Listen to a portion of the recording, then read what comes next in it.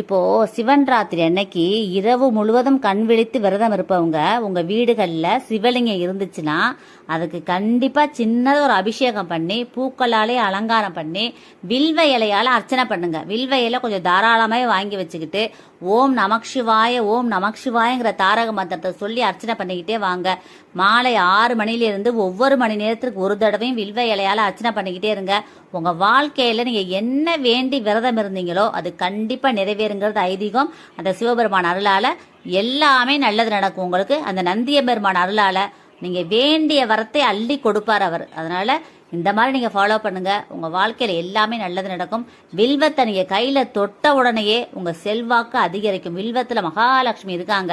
அதனால வில்வத்தால் நீங்க அர்ச்சனை பண்ணும் பொழுது உங்க வீட்டுல மிகப்பெரிய செல்வாக்கு உங்களுக்கு கிடைக்கும். மிகப்பெரிய பொருளாதார வசதியோட நீங்க எப்போதுமே நல்லா இருப்பீங்க. இந்த பதிவை எல்லாருக்கும் ஷேர் பண்ணுங்க, கமெண்ட் பண்ணுங்க. எல்லாருமே நல்லா இருக்கணும் ஃப்ரெண்ட்ஸ். Thank you friends. வாழ்க வளமுடன். தேங்க்யூ.